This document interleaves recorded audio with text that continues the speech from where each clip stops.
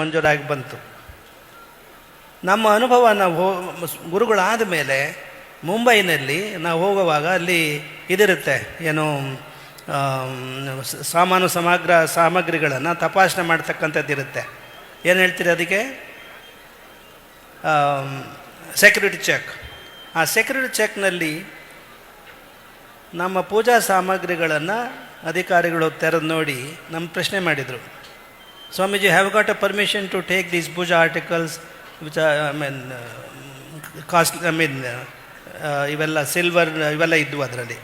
ಬೆಳ್ಳಿ ಬಂಗಾರ ಏನಿರಲಿಲ್ಲ, ಬೆಳ್ಳಿ ಪೂಜಾ ಸಾಮಗ್ರಿಗಳು. ತಾವು ಹ್ಯಾವ್ ಗಾಟ್ ಎ ಪರ್ಮಿಷನ್ ಅಂತ ಕೇಳಿದರು. No, I didn't have any idea. My travel agent told me that I had to just declare whatever I am taking. This is the list of puja articles ಅಂತ ಕೊಟ್ವಿ. ಅವರು ಒಪ್ಪಲಿಲ್ಲ. Swamiji, I can't accept it. You should have taken the permission from the Reserve Bank of India ಅಂತ. RBI ನಿಂದ permission ತೊಗೋಬೇಕಾಗಿತ್ತು. ನಾವು ನೋಡಪ್ಪ, ಇದು ಇಲ್ಲದೇ ಇದ್ರೂ ನಾವು ಪೂಜೆ ಮಾಡಬಲ್ವಿ, ನಮ್ಮ ಪೂಜೆ ಅಲ್ಲಿ ಹೇಗೆ ಮಾಡ್ತೀವಿ ಅನ್ನೋದು ಪರದೇಶದಲ್ಲಿರ್ತಕ್ಕಂಥ ಶಿಷ್ಯರಿಗೆ ಗೊತ್ತಾಗಲಿ, ಅದಕ್ಕೆ ತಗೊಂಡು ಹೋಗ್ತೀವಿ. I am not A business man. Look at my ice. ನಾವು ವ್ಯಾಪಾರಿಗಳು ಇದನ್ನು ಮಾರಕ್ಕೆ ತಗೊಂಡು ಹೋಗ್ತಿದ್ದೀವಿ ಅಂತಂದರೆ ಅದನ್ನು ಏನು ಜಫ್ಟ್ ಮಾಡ್ಕೊಂಬಿಡು. ನಾವು ಗುರುಗಳು, ಧರ್ಮಗುರುಗಳು ಅಂತ ನಿನಗೆ ಅನಿಸಿದರೆ ನಮಗೆ ತೆಗೆದುಕೊಂಡು ಹೋಗ್ಲಿಕ್ಕೆ ಬಿಡು ಅಂತ ಹೇಳಿದ್ದೀವಿ. ಲಿಸ್ಟ್ ತಗೋ. ಆ ಅಧಿಕಾರಿ ಏನು ಹೇಳ್ದ, Swamiji, the lord doesn't permit me to allow you to take these articles. ಕಾನೂನು ಒಪ್ಪಲ್ಲ, ಆದರೆ ತಾವು ಧರ್ಮಗುರುಗಳು ಅಂತ ನನಗೆ ಮನಸ್ಸಿಗೆ ಬಂದಿದೆ, ನಾನು ಕಣ್ಣು ಮುಚ್ಕೊಳ್ತೀನಿ, ತಾವು ತೆಗೆದುಕೊಂಡು ಹೋಗಿ ಅಂತ ಹೇಳಿದೆ. ಅರ್ಥವಾಯ್ತು ನಿಮಗೆ? ಇದು ಈ ದೇಶದ ಧರ್ಮ ಪ್ರಜ್ಞೆ. ಇಷ್ಟನ್ನು ಹೇಳಿ ಈಗ ಆಗಮಿಸಿದಂಥ ಯದುವೀರ ಒಡೆಯರವರನ್ನು, ಮಹಾರಾಜರನ್ನು ನಿಮ್ಮೆಲ್ಲರ ಸದ್ಭಾವನೆಗಳಿಂದ ಅವ್ರನ್ನ ಬೀಳ್ಕೊಡೋಕ್ಕೆ ಬಯಸ್ತದೆ. ಅವ್ರಿಗೆ ಹೋಗ್ತಾ ಇರೋದ್ರಿಂದ ಇಲ್ಲಿಗೆ ಬಂದವ್ರನ್ನ ಮಾತಾಡಿಸದೆ ಕಳಿಸ್ಬಾರ್ದು ಅಂತ ಹೇಳಿ ಕೊನೆಯಲ್ಲಿ ಮಾತನಾಡಬೇಕಾದಂಥ ನಾವು ಮಧ್ಯೆ ಪ್ರವೇಶ ಮಾಡಿ ಮಾತನಾಡಿದ್ದೀವಿ.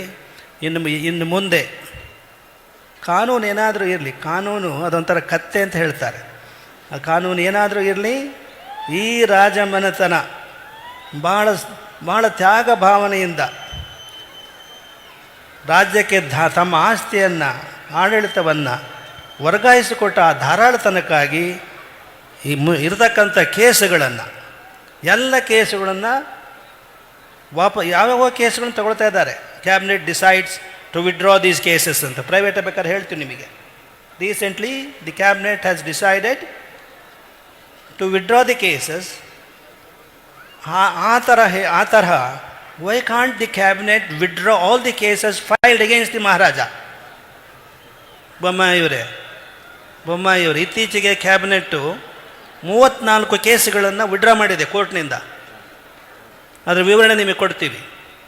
ಹೀಗಿರುವಾಗ ಮಹಾರಾಜರ ಮೇಲೆ, ಮಹಾರಾಣಿಯರ ಮೇಲೆ ಹಾಕಿರತಕ್ಕಂಥ ಕೇಸುಗಳನ್ನು ಕ್ಯಾಬಿನೆಟ್ನಲ್ಲಿ ಯಾಕೆ ನೀವು ವಿಡ್ರಾ ಮಾಡೋಕ್ಕೆ ಆಗಲ್ಲ? ಇದು ನೀವು ಕೇಳಬೇಕು. ಇಷ್ಟು ಮಾತನ್ನು ಹೇಳಿ ಮಹಾರಾಜರನ್ನು, ಈಗ ಅವರು ಎಂ ಪಿಗಳು ಇದ್ದಾರೆ, ಆದರೆ ಎಂ ಪಿಗಳು ಅಂತ ನೋಡಲ್ಲ. ಈಗಲೂ ಜನತೆ ಅವ್ರು ನೋಡೋದು ಮಹಾರಾಜರು ಅಂತ ಹೇಳಿ ಈಗಲೂ ನೋಡ್ತಾ ಇರೋದು. ಇವರ ತಾತನೂ ಕೂಡ ಮಹಾರಾಜರಾಗೇ ಕಾಣಿಸ್ತಾ ಇದ್ದಾರೆ ಹೊರತು, ಅವರು ಗವರ್ನರ್ ಆಗಿದ್ದರು, ಮೊಟ್ಟ ಮೊದಲ ಗವರ್ನರ್. ಐ ಥಿಂಕ್ ನಮ್ಮ ಕರ್ನಾಟಕದ ಮೊಟ್ಟ ಮೊದಲ ಗವರ್ನರ್ ಮಹಾರಾಜರು, ಜಯಚಾಮರಾಜನ ಒಡೆಯರು.